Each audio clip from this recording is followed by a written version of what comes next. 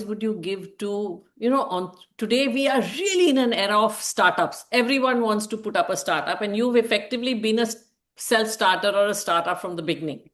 What advice would you give them on living true to themselves? Well, my prime purpose was to create every young artist I talk to, every young student I talk to, their prime thing is money. This is what is happening. Now, this is across the board. I've experienced it. There are parents who come here with the students and have asked me, he is very creative. What will he make more money in? Photography, fashion designing, or architecture? How can you answer that? I feel if the genuine ones will concentrate more on the product than what it will get them. Of course, there is a financial side also. I'm negating that because I'm so bad at it. I don't look at that. So to me, the product is more important. The journey is more important. And if you're true to yourself, if you're talented, if your product is good, 100% it will get you the returns. I tell people, I said, believe it or not, till today, I'm not working for money. I love because I'm doing it. Of course, it's coming. Touch wood, thank God. Having said that, I'm not saying I don't like luxuries. I like luxuries. I like good stuff. But I don't work primarily for that. And the truth of life is that we are all designed for happiness, not for money. Well, of Money is course, just a yes. convenience. Yeah. Hello, everyone. Welcome to our podcast, The Happiness Hour. Today, I have with me a very interesting personality, an artist, a sculptor who is very well renowned, Arzan Khambatta. Originally trained as an architect, transitioned into sculptures from a very young age. He has dedicated his 3 decades to artistry, repurposing scrap from junkyards to create newfound art. And I have seen it, I have it. I think what he does is absolutely magic and miracle. He's a master of juxtaposition to heighten the nuances and moods in his works. He uses diverse techniques ranging from wood carving to 3D printing to metal. He works with deeply layered his style is deeply layered with finesse and individual personalities, making his work very unique. Welcome, Arzan. Thank you for joining us today. Thank you. Pleasure. Absolute pleasure. Thank you. You started creating sculptures at a very young age, when at a time when in India this was not a common profession at all, and when family expected children to do the typical engineering, medical, or those very hardwired subjects which would get you a financial security. How did you discover your talent, and what gave you the courage to step out in really into what felt right to do? I think I keep on telling people that I started, first of all, as a hobby. Okay. I keep telling that to students today also. Do not look or even think of selling your art first. First, think of making good art, and then automatically everything will follow. Now, I, touchwood, came from a good family. My parents gave me a full freedom to sort of explore scrapyards and go around like a vagabond all over the city, collecting scrap from garages and construction sites and getting it in trains back again, putting it, dumping it, sitting on it, and then sort of actually going to Mahim, to a place which made your rolling shutters and grills, and learning the welding there. In the night, I would go there after his boss would go away, and I would tell him, Chalo, now, teach me a little welding. I need some metal done. And so I would sit there and learn my metal welding. That's how I got started. And to me, it is the technique which I required to learn. That's it. Rest of it all came from my mind and all from the pieces which were available. And the thing is, yes, correct. Your scrap metal was not even considered to be a vehicle for modern art, or someone would think of using it as art. But there were very few European artists who I'd seen using this sort of a form. I decided to take that and give it my own representation, my own twist to it, and create stuff from the shapes available itself. So I would take ideas from the scrap that I had in my hand, not have a preconceived notion as to what I would make, but completely sit blindly on the scrap, literally poking you in the backside, here, there, grease, everywhere. The more dirtier I would get, the more I would love it. So end goal was never in mind. It was just a journey which started, and I was so into it that I didn't feel like doing anything else but kept on welding day in and day out. That's how it started. So sheer joy of creating that led to this. Correct. Absolutely. Absolutely the sheer joy. Yes. Otherwise, I And won't spend the whole day sitting and welding, literally forgetting everything. and I've seen your studio. It Yes. literally even today looks like a junkyard, which then just creates sculptors. Correct. Correct. Correct. I've seen your studio where you really create, magic from this scrap. What inspired? I mean, you talked about how it was seeing, but what really inspired you to use the scrap? So basically, I love machines. I Hmm. love cars. I love watches. I love seeing things move, how each gear moves the other, how the pendulum of a clock sort of goes, and there's a balance wheel going tuck, tuck, tuck, tuck behind, and how the engine sort of all the valves moving and all that. And each and every piece is a work of art, according to me, because nothing in that piece is there for decoration. It's all form follows function. Everything is beautifully made so that everything works properly. And then when I saw these pieces, they had a lot of there are a lot of human nature in them. Like for Oh. example, there was this little piece in a Fiat that you would find as a condenser. To me, it looked like a dog scratching the back of his ear. And things like that. I would see a large part of a cog and it reminded me of the crown of a big king. And then from that, I would derive something that looked like a breastplate. I would find a hook which looked like the top of a Roman helmet or probably the tail of a very beautiful, stylish horse. So all these things would tell me stories and I would put them together. The surprising thing is that sometimes when I was working, I remember this one piece I called family portrait with triplets. Okay. Now the whole family came out from one vice which was broken, a carpenter's vice which was broken. The top part became a father, the bottom part became a mother. It actually looked as if they were sitting down very properly.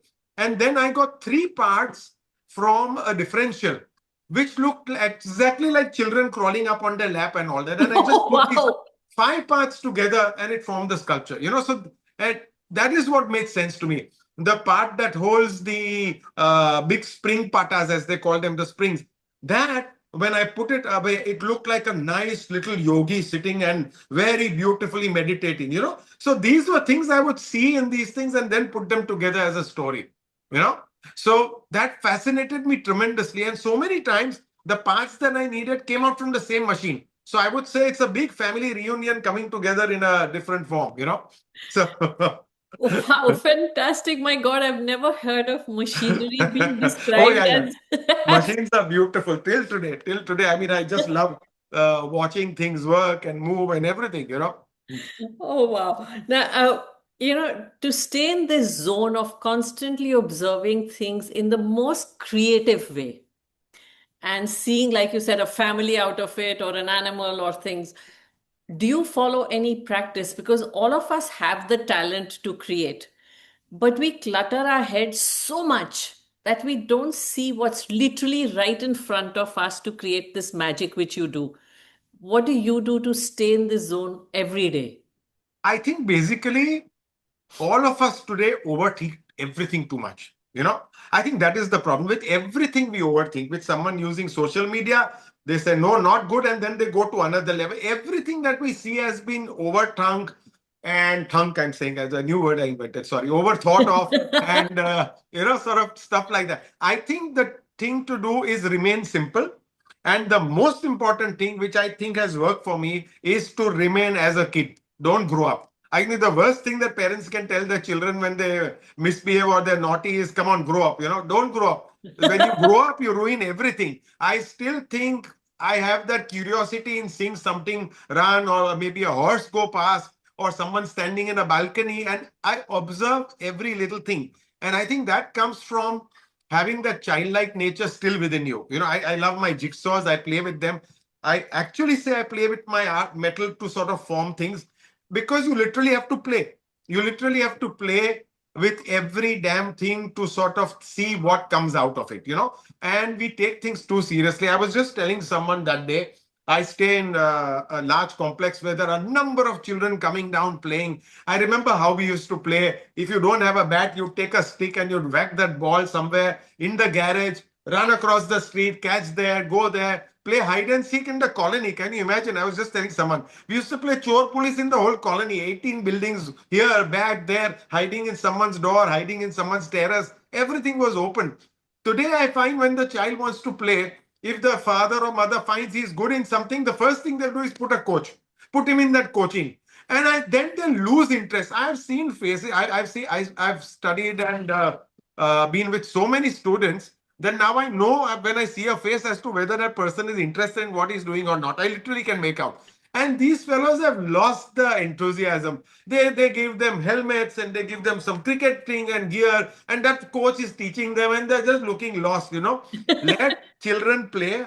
We ruined their childhood very early now. The idea is to just keep letting them grow as children till as long as possible. I think if you have that childlike quality in you, then you'll observe everything. You'll find happiness in seeing someone on a shorts and a ganji standing on a balcony also. And why lose that enthusiasm? That's what I say. I still get excited when I see a plane taking off, still today. And people say you're going mad, or what do you say, you're photography. I just like things that move, things happen around you. And a lot is to do with observation, not only in galleries, not only in museums. Observe every damn thing around you. That's it. You've really given the essence and the science of life. Yeah. Observe everything, and it is available for you to create. We've stopped observing because we've started thinking in this very boxed way. True. And that is what really messes our brains up fully. Uh, you have been, now taking this. So here's there a very childlike person who's totally enjoying, and then there is this mature soul who is working with places like Gallery Art and Soul or Jai Vakil. How do you bring the two together? So I considered that to be a part of my journey. I had decided that very early on in life that if you keep on doing things only for yourself, it's not worth it. You have to do something for others. And the thing, I'll tell you what, as I said, I came from a good family. Parents used to travel here and there and all that. I love getting gifts. I used to love getting gifts. Mom sometimes used to surprise me coming from school. There used to be something small, but then I used to just love it. Until today, if people give me something, I love it. But then I realized that when I was giving things back, in terms of not in terms of anything tangible, just my time, my effort, and all that, I got a lot of happiness from it. So just to see the joy on the children's faces who come from NGOs, who come to my studio, and I talk to them, they light up, literally. And that's when I know that I'm making a difference. And I love doing that. Hmm. So in when I did that for Jai Vakil, so I've taken part in number of charitable sort of fundraisers, number of them, Akanksha, Seema, Teach for India, etc., etc. Jai Vakil was the first that I arranged everything myself, where I said, okay, fine, now I'm at a point of time when I can approach the artist, when I can get that. We started with 25 and we reached 101. You can imagine that was the enthusiasm. Of Yes. course, my part was getting the artist and making sure that the artwork was done. The selling part was not mine. Okay, the selling part, of course, was Jai Vakil. That's why it was a success with their contacts, with the kind of work they do. They were able to sort of actually convince people that this is a fantastic piece and this is what they got, and their money will be used for this. And everyone sort of poured their hearts out. So to me, giving that sort of happiness back to someone, making someone laugh, even with my pieces, even if there's a tongue-in-cheek humor piece of mine, and I'm watching someone see it and laugh, I feel very happy that I've given some sort of a happiness to someone. I love making people laugh. So I have hundreds of anecdotes which I keep repeating to so many people. I did a stand-up of that in Kalagora once or twice because I've got these stories collected. And I think my prime thing is if I can make someone happy, or a larger part of the audience happy, it makes me very, very happy. Let's put it that way. Besides my work, that is what I like doing also. A storyteller at heart. Yes, yes, absolutely. And I think all children are storytellers. If I really look at it, every child is such a storyteller because everything gets magnified in their head. Correct. And you've really retained that childlike part of you, which is the storyteller, the curious Mm. observer, and Mm. you do the giving again. to probably keep nurturing that child. Yes. Yes. Uh, you are extremely, and that makes you so approachable and easy to connect with. Uh, so here is Arzan Khambatta, the artist and the sculptor. Yet retain this amazing humility and Hmm. personality where from children to adults, anybody can connect with you. How have you kept this balance in a world where success is something which really messes with pretty much everybody's head? Hmm. And I really don't know why. That was actually simple and profound. Yeah. Yeah. Uh, how did you? I mean, you clearly were. There's some God created you right and you stayed right. And I think all of us get created right and we get messed up. What helped you retain this part of you fully? I think so. Basically, I remember, like I said, ever since I was young, all I was interested in was art. Okay, right from drawing to doing this to that to sort of taking paper and cardboard and making things. I remember I used to take. There was a movie called The Towering Inferno. So Hmm. I took cardboard, I made a model of it. I put lights inside. I put cellophane paper as flames, and it was inbuilt in me to do only art and to do creative things. And I remember my grandfather would see me, and in Gujarati, like they say, Dikro naam korse. He said like he put his name out there. He used to keep on telling me that right from the beginning. So came up from a very grounded house. Then my mummy used to keep on saying, and she had written in one of my visiting books without me knowing in the gallery. She said, okay, fine, you are doing this, but remember, you are also our son. So that grounding was there. And I feel she used to tell me that what you've got is a God's gift, which I believe, which was to seek things and to sort of grab things and be able to create. But what I did with that was I put in an immense lot of work. So that is something I'm not modest about, is the amount of work I put in, still put in, and will still keep on putting in. Nothing happens without that. I used to work like crazy. I still do. And I think to me, even giving a sculpture to someone who has got his nose up in the air is an absolute no-no for me. I cannot connect. So I detest people like that, and I feel everyone has to be very grounded. And that's why I am so close to some very big people who have still got their feet on the ground and are such beautiful people to talk to and all that. And I keep on telling people that I love collecting beautiful people. When I call people over for something or there, everyone who's around is genuine and good. The not so good ones now I can filter out and I can know. And I don't speak rudely. I just disconnect from them and then keep away. So I feel it is extremely important for someone to be grounded. I'll give you an idea, something that happened yesterday. Hmm. Okay. Now, I've worked for people in the film industry, the big stars, etc., etc. Some of them are very good. Some of them are a little aloof. That I mean, depending on the kind of evening they are in, they'll either say hello to you or not. That's what I'm saying.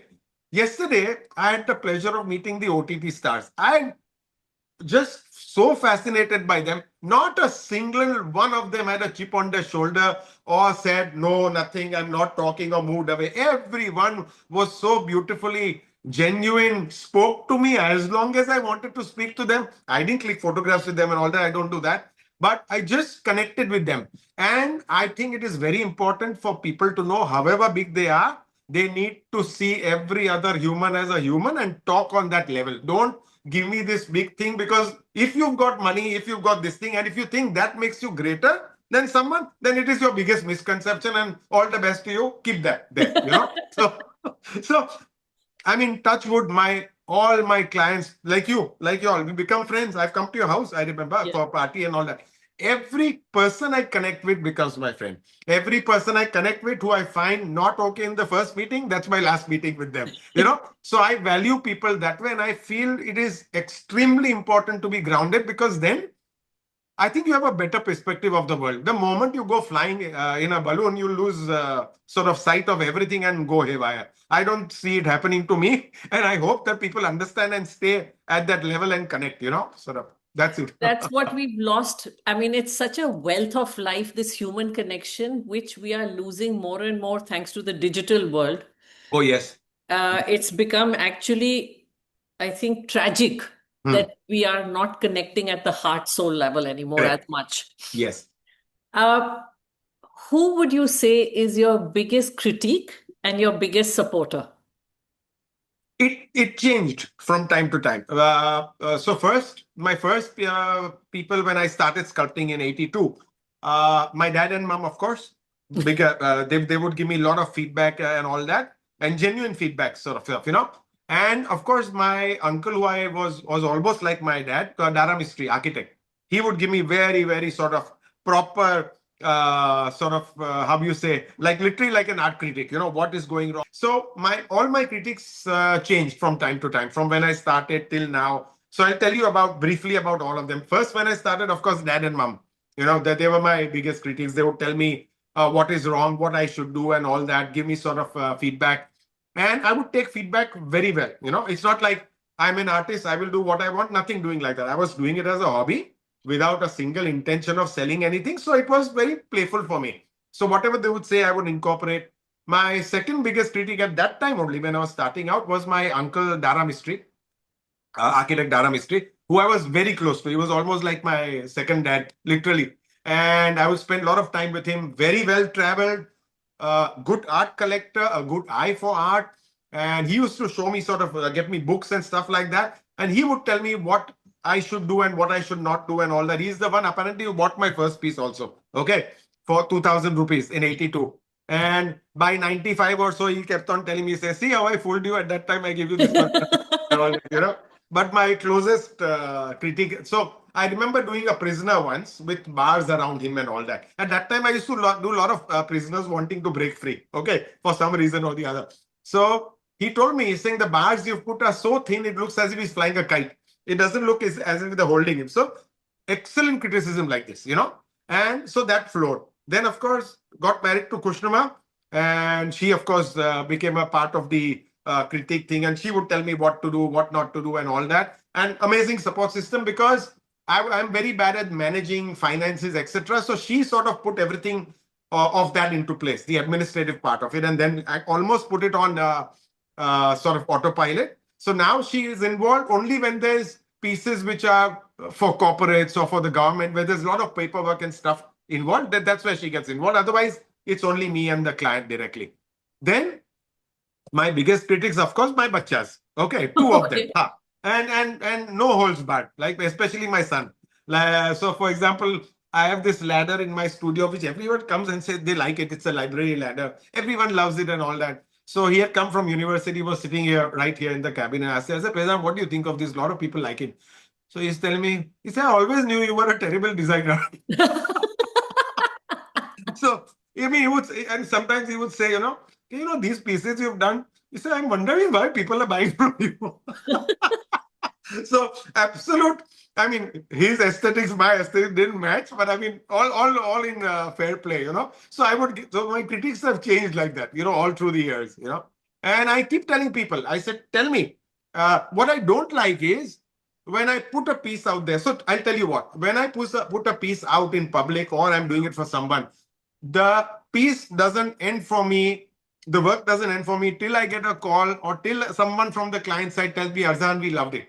Once they say that, then my work is done. I just have to hear that part, you know. And so that's why when I do something for a house in Delhi, for example, I saw these owners saw it and they went away. And I'm asking the architect, I said they didn't say anything, whether they liked it, whether they did not like it, I don't mind. So he's saying, no, he's saying they said they didn't understand it only. So things like that, you know, so you need a response. Whatever, good or bad, a response is always good, you know. Imagine a producer putting a huge movie out there and no one saying anything about it. You say, tell me at least, you know, whether it's good or not. So then you can build upon it, you know. So So, that's what do you important. do in a scenario where someone doesn't respond at all? Nothing. I know next time I'm not going to work for them. Because obviously there's something missing, you know, they've not got it, or probably the architect has not been able to articulate my work to them properly, and they must be saying, what the hell is this put here, you know, something like that, you know. So, Art, the way you create it, from junk to a piece of art to back to effectively junk in its own way. So, art repeatedly reminds us of the impermanence of life. And you are really working through that cycle day in, day out. How does it flow into the rest of your life? I think basically, in my general philosophies also, I leave no stone unturned to entertain myself. So that is one. I mean, if I find that I can go, however tired I am, and I know there's something happening in the evening, and I feel that it's going to be good and it's going to be enjoyable, then I go. I don't leave a stone unturned. I have to go because I know that that evening will not happen again. It might not happen again. So I guess everything that you do, jump at the moment and take the opportunity to do things. Having said that, I also get into my mood sometimes. Sometimes I'm sitting here not doing anything, scribbling away and all that. I do that. But I think I get out of it very fast. I generally sort of do so many things which distract me that my bad mood goes somewhere else. So I feel that people, I mean, just talking of people in everyday life, if they do several things to entertain themselves, and I'm not talking of just looking at reels and all that, because Yeah, that yeah, puts you yeah. in a complete different limbo. Just scribble something, write something, do something or the other besides your work, which gives you that purpose in life that, okay, fine, you're doing multiple things. So then that keeps me very comfortable. If I don't do anything good in a day, then it leaves me and say, oh my God, my day is wasted. What the hell did I do? So I guess grabbing every moment, every opportunity, travel. I love traveling. That's absolutely my first love. So take every opportunity to do all that. And I think then life takes an interesting curve up and down. No one's life is always up. No one's life is always down. It's always up and down, but it helps you get out of the downs fast and get onto the ups sooner. So keep your life interesting. That's what I think. So, really making the most of every moment. I think so. I think so. Yes. Yes. So, what advice would you give to, on today we are really in an era of startups. Everyone wants to put up a startup, and you've effectively been a self starter or a startup from the beginning. What advice would you give them on living true to themselves and not compromising and really staying with this free spirit of? I think number one, what I find is, like I said, I keep talking to a lot of students. Like, for example, my prime purpose was to create. Every young artist I talk to, every young student I talk to, their prime thing is money. This is what is happening. Now, this is across the board. I've experienced it. There are parents who come here with the students and have asked me, he is very creative. What will he make more money in? Photography, fashion designing, or architecture? How can you answer that? So your prime thing is, even your student, you're gearing up your child that making money is the absolutely the topmost thing, you know? And that to me doesn't work, because then you're completely, no, you're not even thinking as to what inspires you or what you like doing to make that. That should be a byproduct of what your main purpose is. Now, for example, people who are into business and creating startups and then selling them and moving them to the other, I feel if the genuine ones will concentrate more on the product than what it will get them. Of course, there is a financial side also. I'm negating that because I'm so bad at it. I don't look at that. So to me, the product is more important. The journey is more important. And if you're true to yourself, if you're talented, if your product is good, 100% it will get you the returns. 100%. So I feel, don't keep on, like students from JJ School of Art.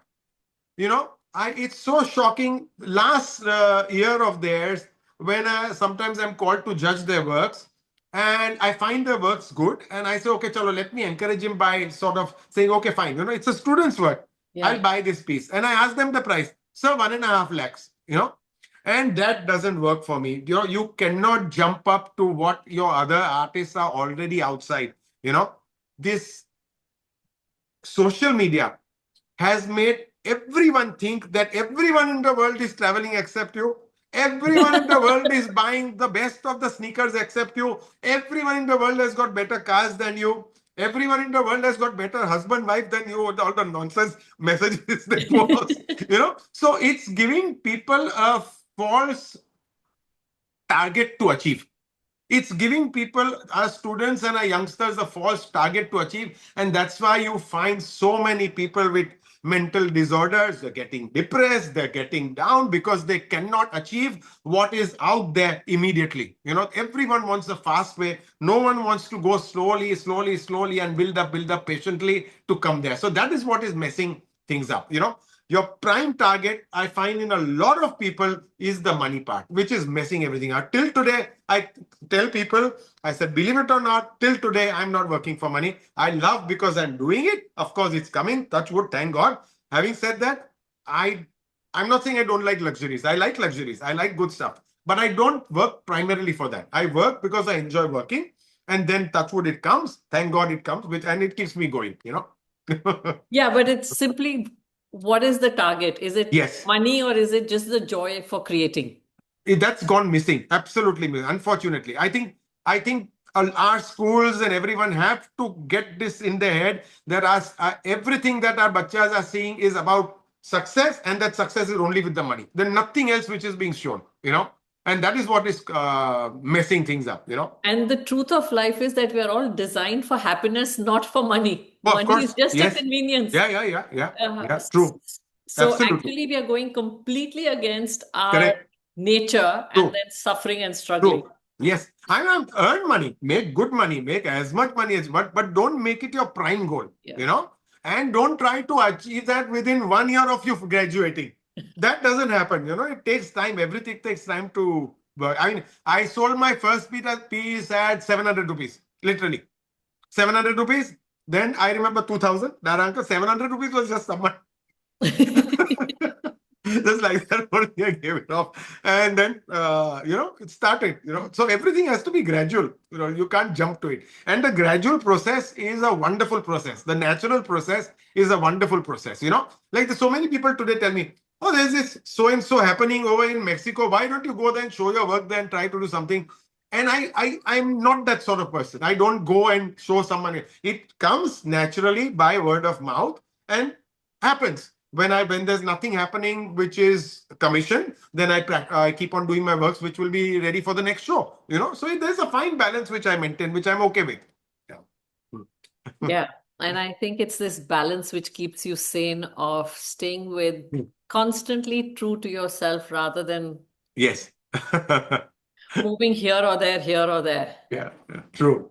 Oh, this has been absolutely fabulous. I think, Thank you. Arzan, speaking to you is so, so refreshing and cheerful that you've really made my day. Thank Thank you. you. Thank you. Okay, thanks a lot. Thank Thank you. Bye bye.